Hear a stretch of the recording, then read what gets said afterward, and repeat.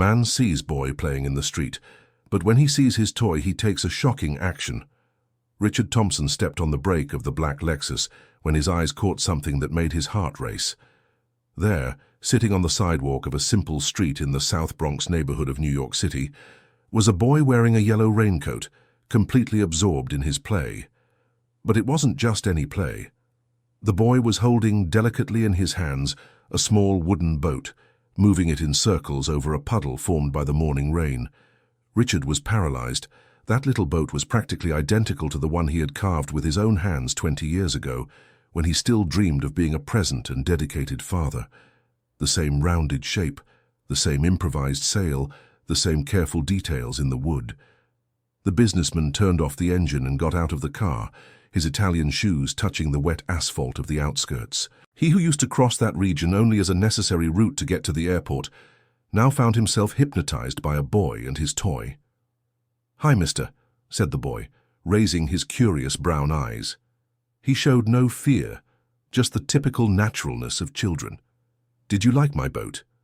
Richard crouched down beside the child, observing the small vessel more closely.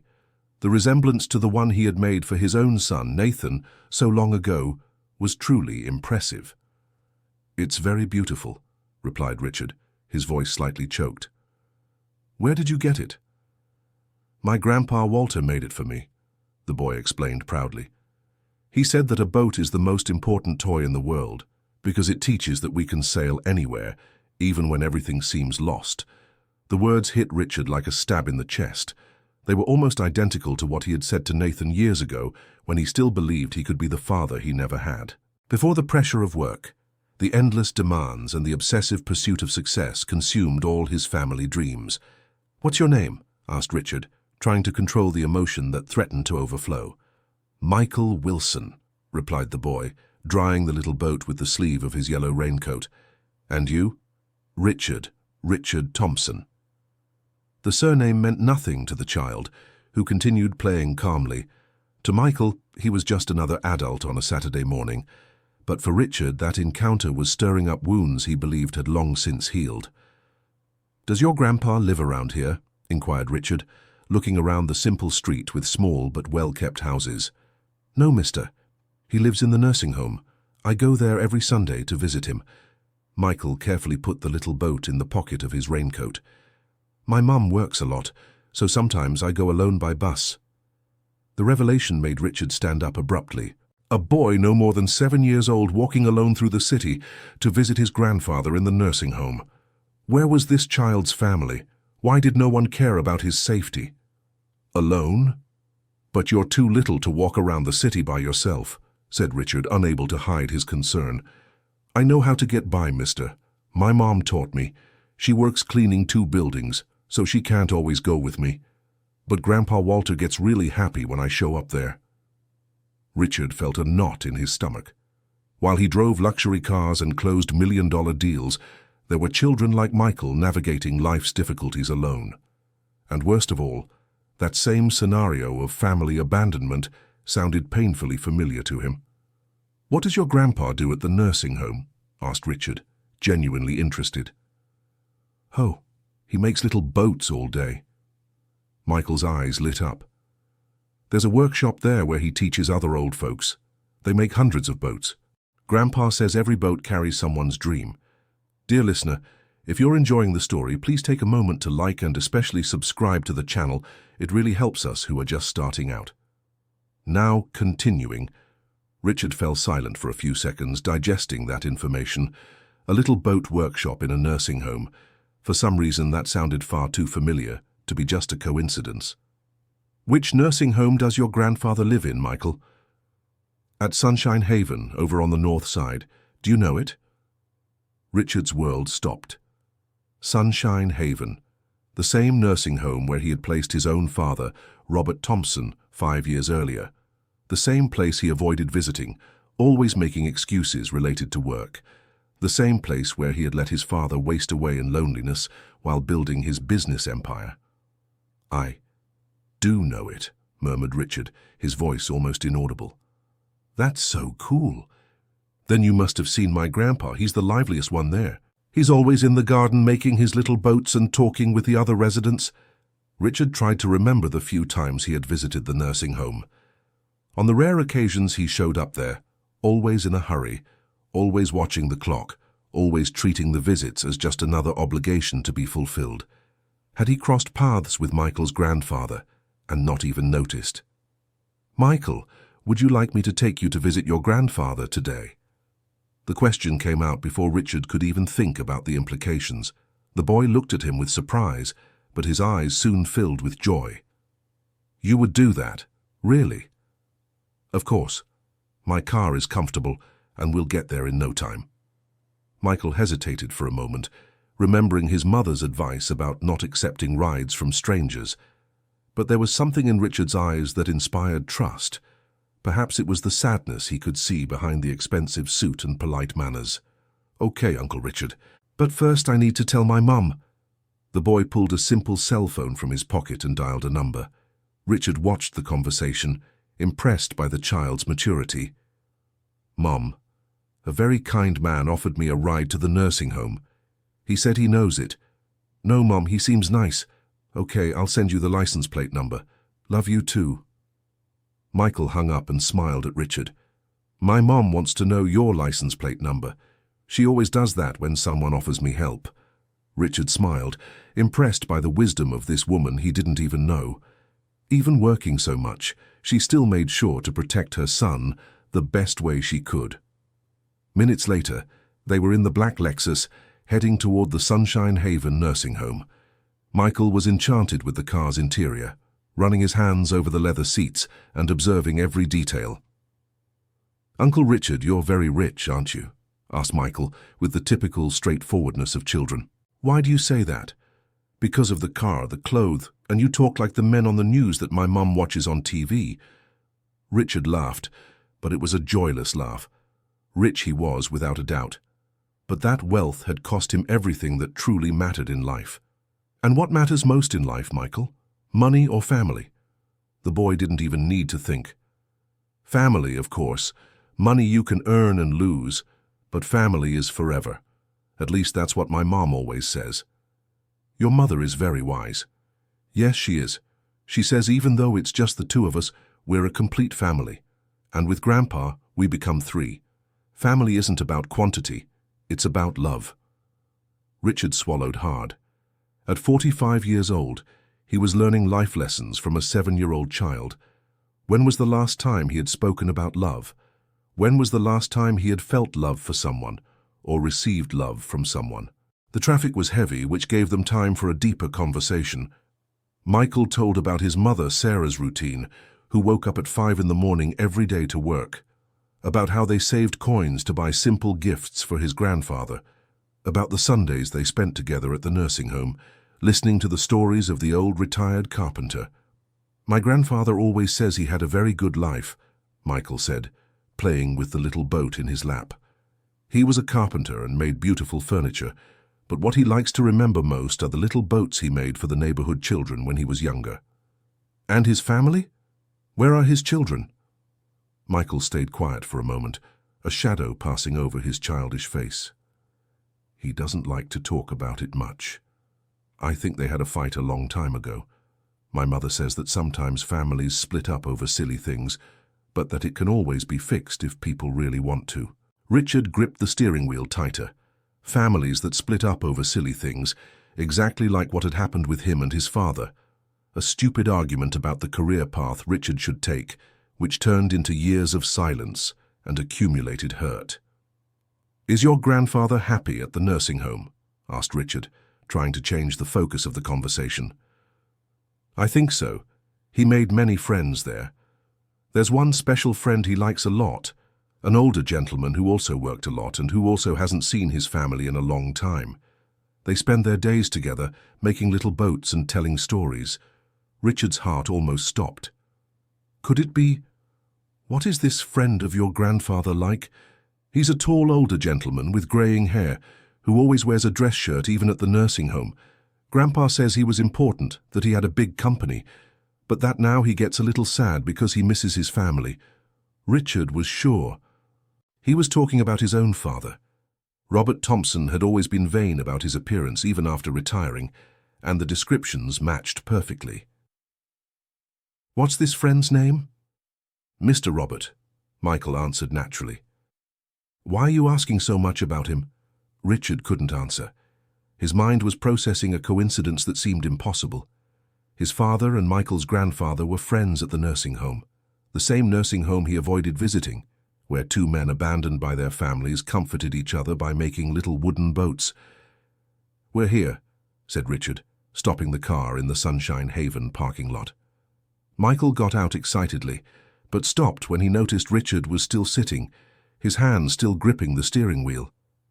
"Uncle Richard, aren't you coming in?" "I don't know if it's a good idea." "Why? Do you know someone in here?" Richard looked at him through the rearview mirror. How to explain to a child that he was about to reunite with the father he had abandoned? How to admit that for years he had run from that moment out of pure pride? "Yes, Michael, I know someone here, someone very important to me, but whom I hurt very much." Michael opened the car door and approached Richard's window. "Grandpa always says it's never too late to apologize. He says pride is like a wound. The longer you leave it, the more it hurts, and the harder it is to heal." With those words, Michael walked toward the nursing home entrance, carrying his little boat. Richard stayed in the car for a few minutes, gathering courage for a meeting he had put off for 5 years. Finally, he took a deep breath and got out of the vehicle. The receptionist recognized him immediately, though she showed surprise at seeing him there on a Saturday. "Mr. Richard, what a surprise to see you here today. Your father will be so happy. Is he well?" "Physically, yes, but, well, he's been a bit melancholy. He spends most of his time with his friend Walter in the crafts workshop. The two have become inseparable." Richard headed toward the garden, where he used to find his father on his rare previous visits. His steps were hesitant, his heart beating hard against his chest. That's when he heard Michael's voice, speaking excitedly.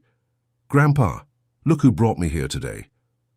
Richard turned the corner, and the scene before him took his breath away. Seated at a wooden table under a leafy tree were two elderly men surrounded by dozens of small wooden boats. One was Walter, a black gentleman with white hair and a warm smile. The other was his father, Robert Thompson. Both men looked toward Richard simultaneously. Walter smiled and waved, clearly happy to meet whoever had brought Michael. But Robert froze. Father and son looked at each other in silence for long seconds, while Michael kept talking excitedly, unaware of the tension in the air. "Grandpa, this is Uncle Richard. He gave me a ride here and was super kind to me." Walter looked from Richard to Robert, noticing something strange in his friend's reaction. "Nice to meet you, Richard. I'm Walter, Michael's grandfather. Any kindness shown to my grandson I appreciate from the bottom of my heart." "The pleasure is mine, Mr. Walter." Richard approached the table, still avoiding his father's gaze. That's when Robert finally spoke, his voice trembling with emotion. "Richard, my son." Michael's eyes widened, looking from one to the other. "Your father and son? Mr. Robert is your father, Uncle Richard?" "Yes, Michael," said Richard, finally facing his father. "It's just that we haven't spoken in a long time." "Why?" asked Michael with the typical innocence of children. Walter pulled his grandson by the arm. "Come here, champ. Let's take a walk in the garden so they can talk, okay?" But Michael resisted. "No, Grandpa. They need to make peace now. You said yourself that life is too short to hold grudges." And without further ceremony, the boy pushed a chair next to the table and practically forced Richard to sit beside his father. "There. Now you're going to talk and work this out. Grandpa and I will be right here, making little boats until you're finished." Richard looked at the son he hadn't seen in 5 years. Robert was thinner, more fragile, but his eyes still had the same intensity as always. "Dad, Richard, you don't need to say anything," Robert interrupted. "I know I was too hard on you back then.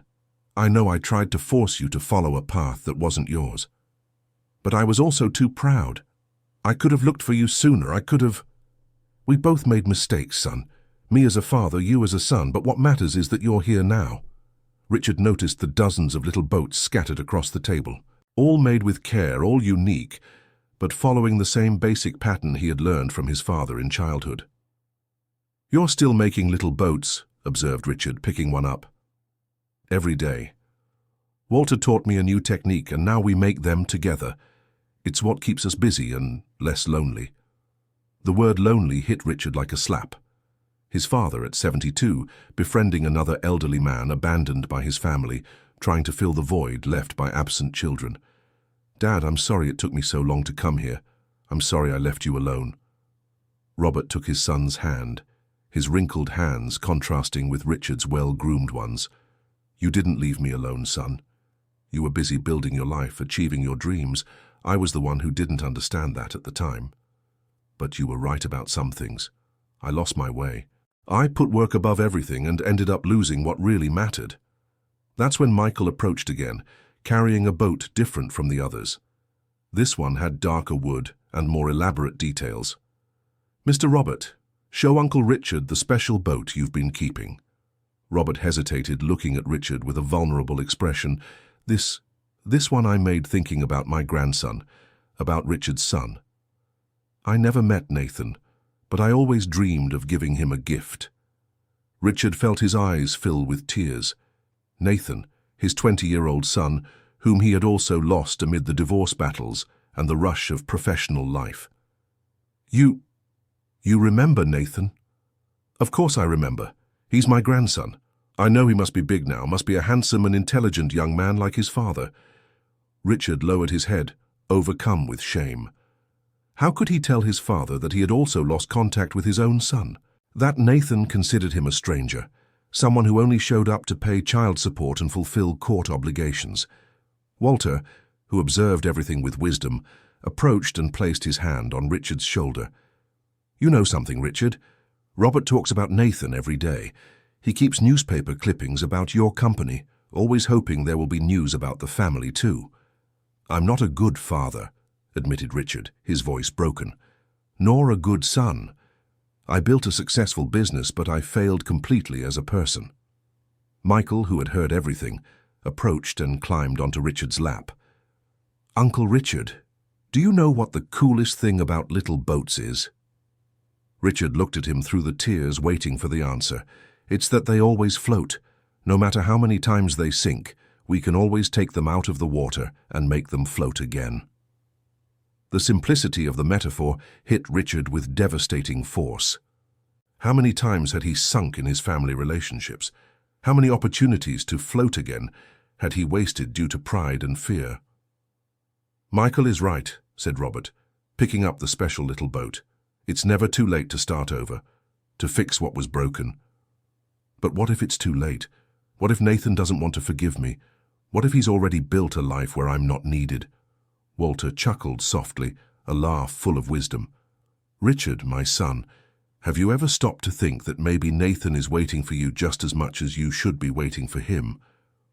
"What do you mean?" "Fathers and sons are like two little boats sailing on the same river. Sometimes one drifts away from the other because of the current, but the river remains the same. All it takes is for one to decide to row toward the other for them to meet again." Richard fell silent, absorbing the wise man's words.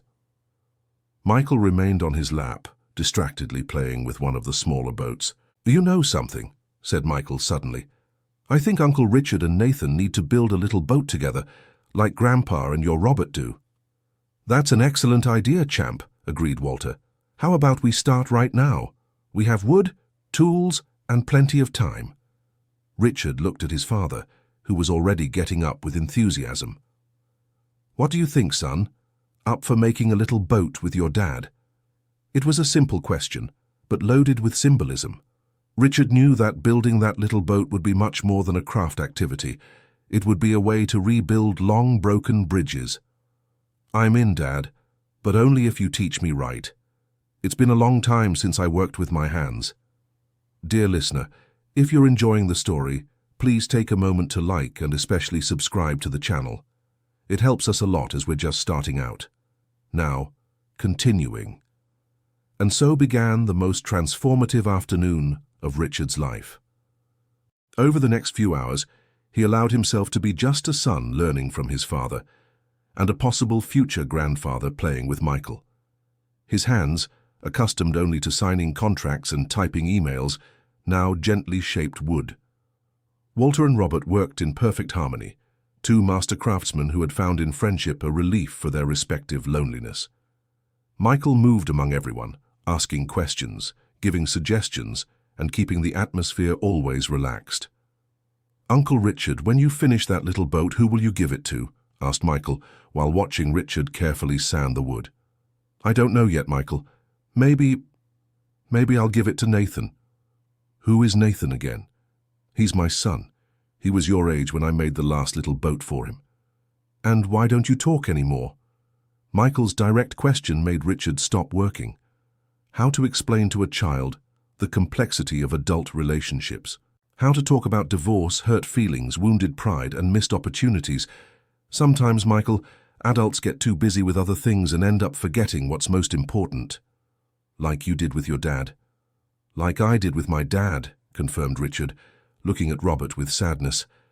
Michael was thoughtful for a few moments, then had an idea that lit up his face. "Uncle Richard, why don't you call Nathan and invite him to come here and make little boats with us?" Michael's suggestion was both obvious and terrifying. Richard hadn't spoken to Nathan in over a year. Their only communications were through lawyers or short messages about financial matters. "I don't know if he'll want to come, Michael. We had a big fight a long time ago." "But you won't know if you don't try," insisted the boy. "Grandpa always says you can't be afraid of hearing no, because sometimes the other person also wanted to say yes." Walter approached, smiling proudly at his grandson. "This boy is wiser than many adults out there. Richard, Michael is right. What do you have to lose by trying?" "Everything," Richard answered honestly.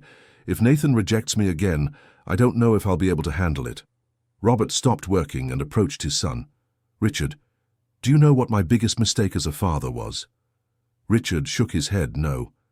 "It was being afraid to show vulnerability. I thought being a father meant being strong all the time, never showing doubts or weaknesses. That created a barrier between us that took years to break down." "And what does that have to do with Nathan?" "It has everything to do with it. If you call your son showing your weaknesses, your fears, your vulnerability, maybe he'll realize that you're human just like him, that you also make mistakes, that you also miss him, that you also suffer." Richard picked up his phone, his hands trembling slightly. He found Nathan's number in his contacts and stared at the screen for long minutes. "Go on, Uncle Richard," encouraged Michael. "Tell him there's a little boat workshop here and that it would be really cool if he came." With his heart racing, Richard pressed the call button. The phone rang once, twice, 3 times. Richard was already preparing for the voicemail when he heard his son's voice. "Dad?" The word Dad sounded strange and formal on Nathan's lips, but it still warmed Richard's heart. "Hi, Nathan. How are you?" "I'm fine. And you?" "I'm at the nursing home visiting your grandfather. Yes, Grandpa Robert. And there's something very special happening here that I'd like to share with you." There was a long pause on the other end of the line. Richard could hear his son's breathing, as if he were processing the information. "You're visiting, Grandpa?" "Yes. For the first time in 5 years I'm here, and I discovered that he spends his days making little wooden boats, just like the ones I used to make for you when you were little." "I remember the little boats." Nathan's voice became softer. "I still have one, kept on my study desk." Richard had to pull the phone away for a moment so he wouldn't cry in front of everyone. "Nathan, I know I have no right to ask for anything, but would you like to come here? There's a very wise gentleman here who taught me that it's never too late to rebuild bridges." "I don't know, Dad. It's been so long." Michael, who had heard everything, pulled the phone from Richard's hand. "Hi, Nathan. My name is Michael. Your dad brought me here today and we're making super cool little boats with your grandpa, and my grandpa too."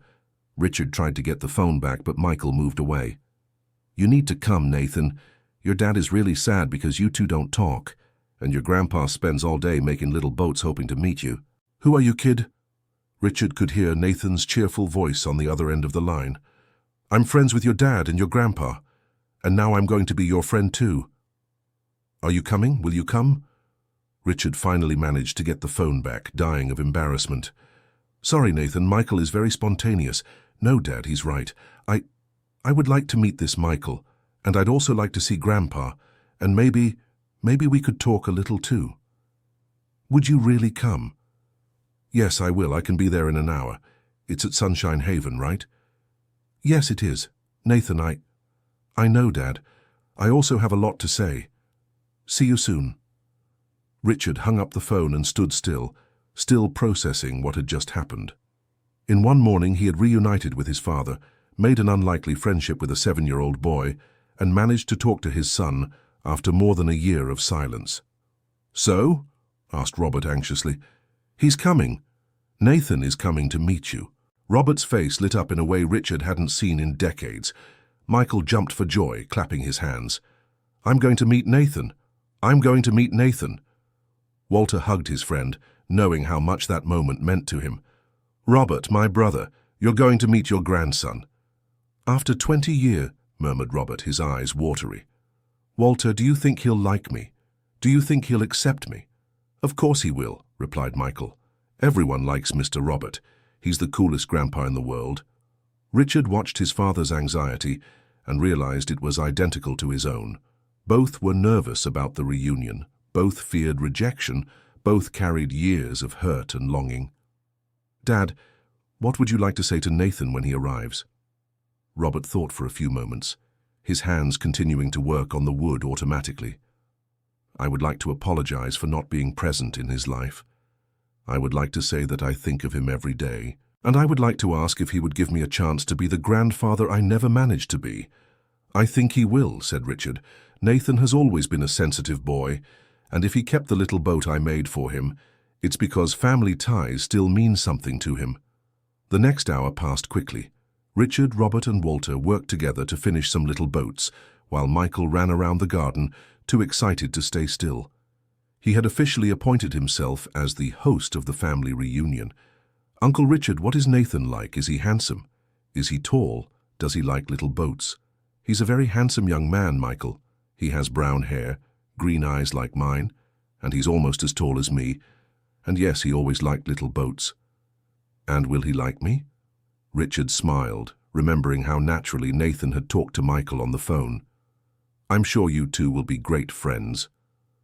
When there were just a few minutes left until the appointed time, Richard saw a tall young man walking through the nursing home garden, looking around as if searching for someone. It was Nathan. 20 years old, a young man, but Richard could still see in him the boy who used to make little boats on the house porch. It's him, murmured Richard to his father. Robert stood up from his chair, his hands trembling slightly. 20 years waiting for that moment. Michael was the first to run toward Nathan. Nathan, I'm Michael. Nathan stopped and smiled when he saw the boy in the yellow jacket running toward him. When Michael got close, Nathan crouched down to be at the child's level. Hi, Michael, so you're my new friend who called me? Yes, and now you're going to meet your grandpa and make little boats with us. Nathan looked over Michael's head and saw Richard and Robert approaching slowly. The young man stood up, clearly nervous, but with a hesitant smile on his face. Hi, Dad. Hi, son. The two looked at each other for a few seconds, 20 years of emotional distance creating an invisible barrier between them. It was Michael who broke the tense moment. Gee, you two just standing there. Come meet your grandpa, Nathan. Michael pulled Nathan by the hand toward Robert. The grandfather and grandson looked at each other face to face for the first time. Nathan, said Robert, his voice choked up. You're even more handsome than I imagined. Grandpa? Nathan extended his hand, but Robert ignored it and hugged him tightly. I'm sorry for all those lost years, my grandson. I'm sorry for not being present in your life. Nathan returned the hug, and Richard could see tears streaming down his son's face. I missed you too, Grandpa. Even without knowing you, I always missed you. Walter, who was watching everything from a respectful distance, approached to introduce himself. Nathan, my name is Walter. I'm Michael's grandfather and your grandpa's best friend. He talks about you every day. Nice to meet you, Mr. Walter. Thank you for taking care of my grandpa all these years. We take care of each other, my boy, and Michael took care of both of us. Walter smiled at his grandson. He's the one who brought your father here today. Nathan looked at Michael affectionately. "Then I have a lot to thank you for, champ." "No need to thank me. Now we're going to make little boats together. Me, you, your dad, your grandpa, my grandpa, a big family making little boats." The word family echoed in the nursing home garden with a special weight. Richard looked around and realized that, in some inexplicable way, those 5 people had formed an unlikely but real family. "Come, Nathan," said Robert, pulling his grandson toward the work table. "I want to show you the little boat I made, especially for you." Nathan approached the table and picked up the boat with the most elaborate details. His hands trembled slightly as he held the small vessel. "It's beautiful, Grandpa, thank you. I made it thinking of you all these years. Every detail was made with lots of love." Richard watched the reunion between father and son with a mixture of joy and melancholy. Joy at seeing it wasn't too late to rebuild family bonds. Melancholy at realizing how many years had been lost to pride and hurt. "Dad," Nathan approached Richard, "I also have a lot to say to you." "I know, son. But first, how about we make a little boat together, like in the old days?" Nathan smiled, a genuine smile that Richard hadn't seen in years. Like in the old days. And so, father, son, grandfather, and the new friends Walter and Michael spent the rest of the afternoon building little boats and rebuilding relationships. The conversations flowed naturally, interrupted only by Michael's witty observations and Walter's funny stories. Richard discovered that Nathan was in architecture school, that he had a girlfriend, that he liked music, and that he had inherited his grandfather's taste for woodworking, even without ever having lived with him. Nathan discovered that his father was rethinking his life priorities and had realized the value of family. Robert discovered he had a wonderful, intelligent, and sensitive grandson who was willing to forgive the years of absence in exchange for a chance to build a real relationship. "Grandpa," said Nathan during a break in the work, "would you like to meet my girlfriend? And maybe give your opinion on the furniture I'm designing for my apartment?" Robert's eyes filled with tears of joy. "I would love that, my grandson. I would love to meet your girlfriend and help with your projects. And Dad," Nathan turned to Richard, "I would like us to start talking regularly again. It doesn't have to be every day, but I miss our conversations. I miss them too, son. And I promise this time I won't let work get in the way of our relationship." Michael, who had been listening to everything, clapped excitedly.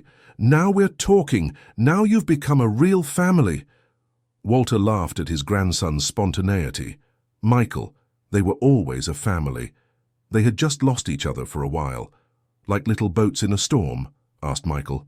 "Exactly like little boats in a storm," confirmed Walter. "But now they found a safe harbor. When it started to get dark, it was time for goodbyes. Richard offered to drive Nathan back home and to drop off Michael and Walter as well. "Grandpa Walter, can you come to our house on Sunday?" asked Michael. "My mom makes delicious spaghetti." "Of course, champ, I would love to meet your mother." "And you, Grandpa Robert, you're invited too," said Nathan. "I want you to meet Emma, my girlfriend. It will be my pleasure, my grandson." On the way back, Richard reflected on all the coincidences that had led to that transformative day. If he hadn't seen Michael playing on the sidewalk, if he hadn't stopped the car, if Michael wasn't Walter's grandson, if Walter wasn't friends with his father, if Michael didn't have the wisdom of a child to break down barriers between proud adults. "Michael," Richard said while driving, "you saved my family today." "I didn't save anything, Uncle Richard. I just helped you find each other again. Like when you lose a little boat on the lake and need someone to go get it. You are very wise for just 7 years old. My mom always says that children see things adults don't, because adults worry about silly things, and children just want everyone to be happy." Richard smiled, recognizing the deep truth in those simple words. When they arrived at Michael's house, a young woman appeared at the door. It was Sarah, the boy's mother, a pretty woman, with tired features but a determined look. "Mom, Mom, so many cool things happened today." Michael ran to hug Sarah. Richard got out of the car to introduce himself. "Good evening, ma'am, I'm Richard Thompson. It was a pleasure spending the day with Michael." Sarah greeted him politely, but Richard could sense the wariness in her eyes. A single mother always had to be careful with strangers who got close to her son. "Michael told me you were very kind to him today. Thank you for taking him to see his grandpa. The pleasure was all mine. In fact, Michael helped me much more than I helped him." Michael tugged on his mother's hand. "Mom, Uncle Richard found his father again today, and his son too, all because of Grandpa's little boat." Sarah looked at Richard with renewed curiosity. There was something in his expression that indicated it had been a very special day. "I'm glad you reconciled," Sarah said sincerely. "It was thanks to your son. He has a wisdom many adults wish they had." Michael ran into the house and came back with a small box. "Uncle Richard, this is for you to remember today." Inside the box was the little boat Michael had been holding when Richard first saw him that morning. "Michael, I can't accept this. It's your special boat, but now you have a new little boat that you made with your father and your son. This one will remind you that you can always start over no matter how many times you sink." Richard accepted the gift with tears in his eyes. He hugged Michael tightly, knowing that special child had changed his life forever. "Thank you, Michael, for everything." "You're welcome, Uncle Richard. Now you're going to be happy again."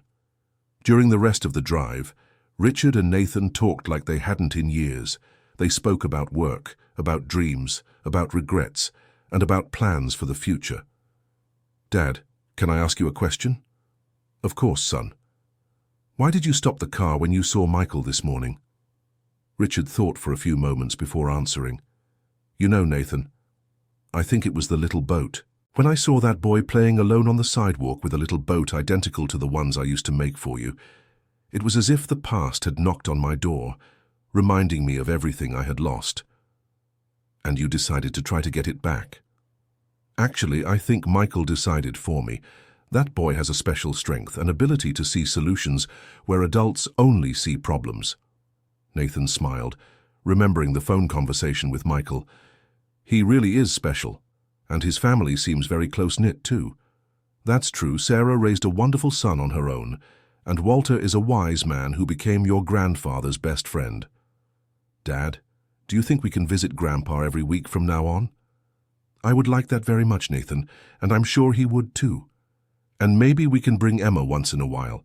She'll love meeting Grandpa. He'll be thrilled to meet your girlfriend." When they arrived at the building where Nathan lived, father and son hugged for the first time in years. "Thank you for today, Dad, for calling me, for inviting me. It was a day I will remember forever." "Me too, son. And Nathan, I love you. I know I haven't said that in a long time, but I have always loved you, even when I was being an absent father." "I love you too, Dad, and I'm happy it's not too late for us to start over." Richard drove back home with a heart lighter than he had felt in years.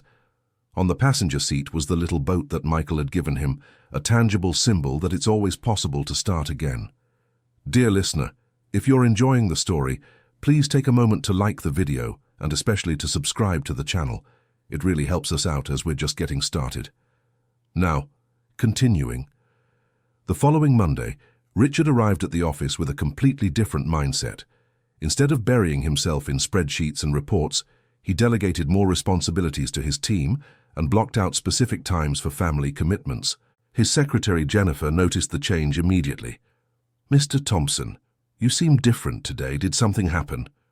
"Yes, Jennifer, something did happen. I reconnected with my family over the weekend." Richard began visiting his father at the nursing home every Wednesday and Sunday. Nathan joined him whenever possible, and gradually, the relationship between the three generations grew stronger. Michael and Walter became frequent visitors at Richard's house. Sarah, initially suspicious, began to see that Richard was genuinely a good person who had been transformed by meeting her son. 1 month after their first meeting, Richard made a decision that surprised everyone.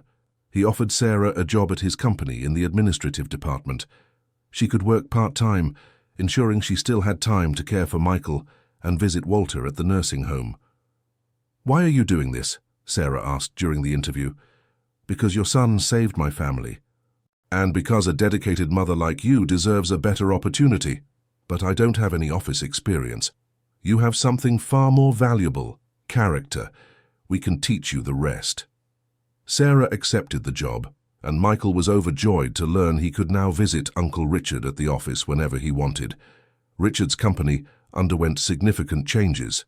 He implemented flexible policies for employees with children, created a visitation program for nursing homes and assisted living facilities, and began placing greater value on work-life balance. 3 months after that transformative Saturday, Richard organized a special birthday party for Robert in the garden of the nursing home. Present were Nathan and his girlfriend Emma, Michael and Sarah, Walter, several residents of the nursing home, and some employees from Richard's company. The party theme was, obviously, little boats. There were decorative little boats on the tables, a cake shaped like a boat, and an improvised workshop where anyone could build their own little boat. During the birthday speech, Robert asked to say a few words. "I want to thank everyone here today. A few months ago I was a bitter and lonely old man, making little boats just to pass the time. Today, at 73 years old, I've discovered it's never too late to be happy." He looked at Richard with pride. "My son taught me that success isn't about how many deals you close, but about how many people you can love. My grandson taught me that youth isn't about age, it's about hope. And my friend Walter taught me that family isn't just blood, it's who chooses to stand by your side. And Michael taught me that wisdom can come from a 7-year-old boy wearing a yellow raincoat." Everyone laughed and applauded. Michael, who was sitting on Richard's lap, stood up and asked to speak too. "I want to say that you are all my family now. Grandpa Walter, Grandpa Robert, Uncle Richard, Nathan, Aunt Emma, and my mom. And family is just like a little boat. When we sail together, we go farther." The applause was even warmer. Richard looked around the party and realized Michael was right. They had become an unconventional family, but a real one, bound together by affection and gratitude. Emma, who had been charmed by Robert since the first visit, approached him with a special question. "Grandpa Robert, can I ask you something?" "Of course, my dear, anything you want." "When Nathan and I get married, would you give me away at the altar? My father passed away when I was a child, and I would love for you to take that special place." Robert was moved to tears. Being called Grandpa by Emma and receiving such an important invitation was more than he had ever dreamed of. "It would be the greatest honor of my life, Emma." Nathan hugged his grandfather, also emotional. "Grandpa, that means we're going to need a lot of little boats for the wedding." "We'll make the most beautiful ones ever," promised Robert. The party continued until late afternoon, with stories, laughter, and many plans for the future. Richard realized that for the first time in decades he was truly happy, not the superficial happiness that comes from professional success, but the deep happiness that comes from genuine relationships. When it began to get dark, people started saying their goodbyes. Michael, tired but happy, fell asleep on Richard's lap during the last conversations. "He's officially adopted you," joked Sarah, watching her son sleeping peacefully in Richard's arms. "Actually, I think he adopted me," replied Richard, stroking the boy's hair. "He gave me the gift of a family I thought I had lost forever. Michael has that gift. He sees the good in people and makes them want to be better." "How did you manage to raise such a special boy on your own, Sarah?"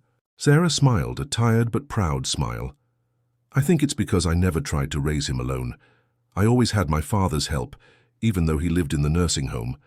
Michael grew up seeing how important it is to care for the people we love." "You are an amazing mother." "And you've become an amazing father too, Richard, and a wonderful stand-in grandfather." 6 months had passed since that first meeting on the sidewalk. Richard had completely changed his routine. He worked only during the week, reserving weekends for his family. He had learned to delegate responsibilities and discovered that the company ran better when he didn't try to control every detail. Nathan had graduated with a degree in architecture and started working at an interior design firm. He and Emma had gotten engaged and were planning a wedding for the following year. Robert had moved to an apartment near the nursing home, but continued visiting Walter daily. The two had set up a small workshop for making little boats at home, selling their creations at a local craft fair. Michael had grown a few inches taller and gained even more wisdom. He remained the bond keeping that whole family together, always with a kind word or a perceptive observation at just the right moment. Sarah had settled perfectly into her job and developed a genuine friendship with Richard.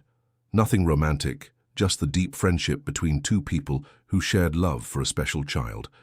One Saturday morning, exactly 1 year after their first meeting, Richard went to visit Michael and found the boy playing on the same sidewalk, wearing the same yellow cape with a little boat in his hand. "Hi, Uncle Richard," said Michael, running to hug him. "Hi, champ, what are you doing here?" "I'm waiting." "Waiting for what?" Michael pointed to a man walking down the street, clearly lost with a sad expression on his face. "Waiting for him," Michael said naturally. Richard looked at the man and realized this was someone going through some kind of difficulty. His clothes were expensive, but he walked as if carrying the weight of the world on his shoulders. "Michael, you don't know that man." "Not yet," Michael said with a smile, "but I will in a minute. He'll stop when he sees my boat, just like you did last year." Richard smiled, realizing Michael had learned a very valuable lesson. Sometimes all a person needs is a boy with a little boat and an open heart to the world. And Michael was right. The man stopped, looked at the boat, started a conversation with the boy, and just minutes later was sharing his story of family separation with Richard and Michael. "I think you need to meet my grandpa Walter," Michael told the man. "He specializes in fixing families that have gotten lost." Richard chuckled softly, realizing the cycle was repeating itself. Michael had become a little guardian angel for lost families, using his little boats as bridges between people who needed to find each other again. In that moment, Richard fully understood the lesson he had learned during that transformative year. Sometimes the biggest changes come from the most unexpected encounters. A successful businessman, a boy in a yellow cape, a lonely grandfather, and a little wooden boat had been the perfect ingredients for a recipe of family rebuilding. As they walked toward the car for another visit to the nursing home, Richard looked at Michael and realized this special child would continue spreading love and reuniting families wherever he went. After all, as he himself had once said, little boats are meant to sail together, not alone. And so, the story that began with a man stopping his car upon seeing a boy playing on the sidewalk had transformed into something much greater, a lesson about the importance of family, forgiveness, humility, and unconditional love. Richard kept forever that first little boat Michael had given him, maintaining it on his work desk as a reminder that it's never too late to change life's course. And whenever she looked at him, she remembered the wise words of a child. "Little boats always float. No matter how many times they sink, we can always take them out of the water and make them float again." The family that had been rebuilt that year was living proof that Michael was right. All of them had sunk at some point in their lives, but managed to float again when they found the safe harbor of family love. And Michael continued to be the little lighthouse keeper who guided lost little boats back home. One wet sidewalk at a time, one wooden boat at a time, one open heart at a time. Because when all is said and done, we're all just little boats sailing through the ocean of life, and sometimes all we need is someone to help us find our way back home. End of story. And what about you, dear listener? What did you think of this story of family rebuilding? Have you experienced something similar in your life? Did you have the opportunity to reconcile with someone important? Share your experience with us in the comments. If this story touched your heart, don't forget to leave your like and especially subscribe to the channel so you don't miss other moving stories like this one.